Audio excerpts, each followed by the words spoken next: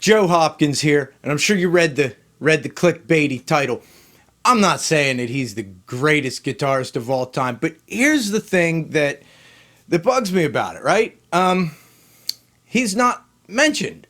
Like, you see any of the lists of greatest guitarists, nobody mentions Buckethead. Now, I know there are those obsessive fans that collect everything he's done, think he's the most amazing thing ever. I'm not one of those. Honestly, most of his stuff is not really my taste, particularly.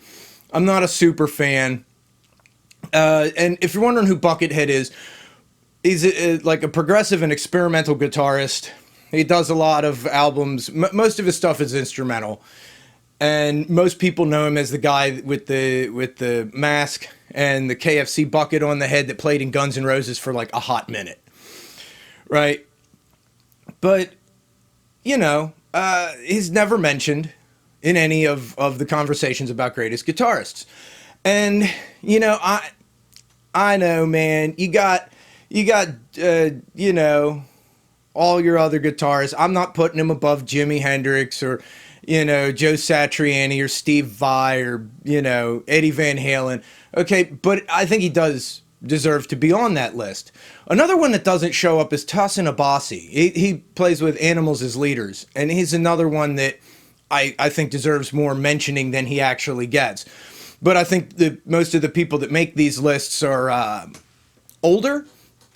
I think they're mostly older people, and they're thinking back to, it's still the Clapton, Beck, Jeff Beck, Jimmy Page mindset, and they've managed to catch up to Eddie Van Halen and Steve Vai at some point, right? But legitimately, we're talking about Buckethead here. And like I said, most of the stuff he does isn't exactly to my taste, but I appreciate it. In the same way I appreciate, experimental and progressive jazz. It's not exactly something I could listen to all day, but it's something that pushes the limits of what you can do musically. And it's good to listen to sometimes. It gives you ideas, musical ideas. It gives me musical ideas. And the thing I appreciate with Buckethead is that he is really that good a guitarist. Once you get past the weird persona, I think that's holding him back too. The persona is off-putting and strange, and at this point a little tired. But whatever, that doesn't really affect the music. And he is that good a guitarist. A lot of it's very experimental. It's very progressive.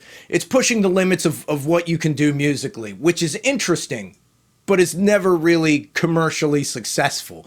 I think we all know that. I mentioned Animals as leaders. People know them. Mostly musicians know them. They're not radio airplay kind of band, and neither's Buckethead for the most part. But what I find truly ridiculous is how prolific he is.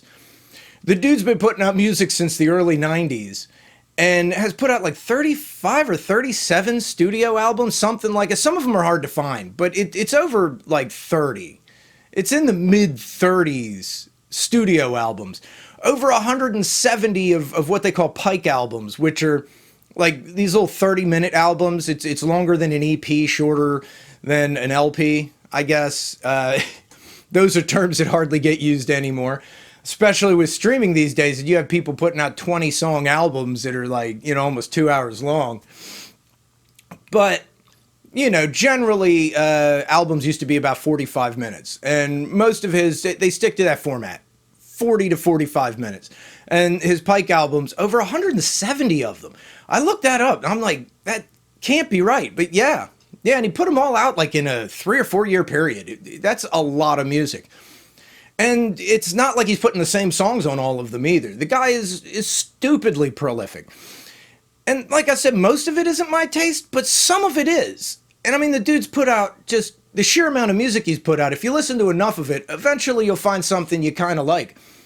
Because some of his albums are real smooth and like mellow and, just almost a little jazzy, some of them.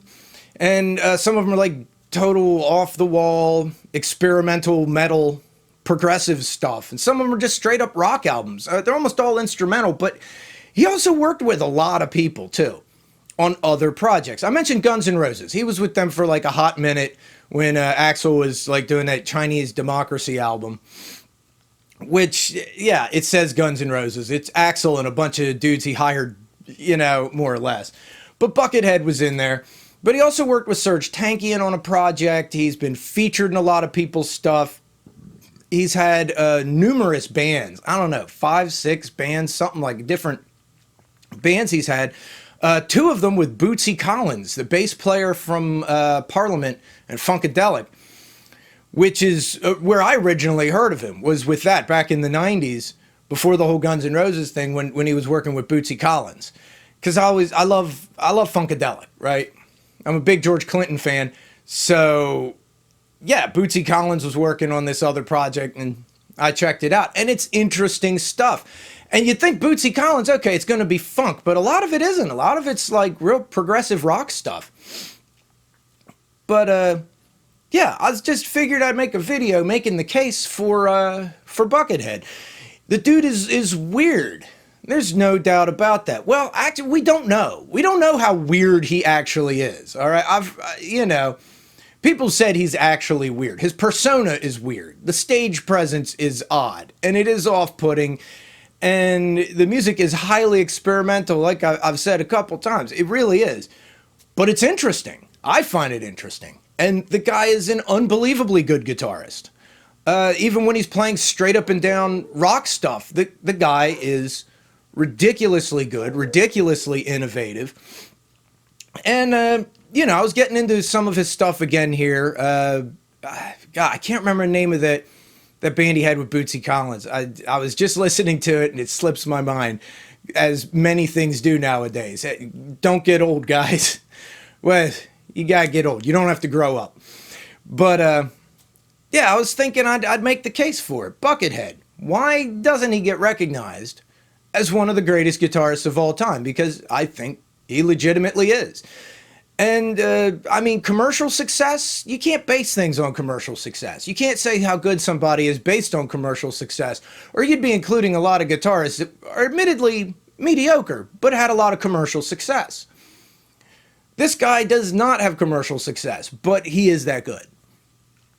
He even did a banjo album, which I thought was not really my taste. I play the banjo, and his banjo stuff isn't really to my taste. I appreciate it. Experimental banjo is a really cool idea, and he did it really well. There were some interesting concepts, some, musically interesting. Not really something I'd listen to for enjoyment. I've listened to it just out of interest, because the stuff he does is interesting.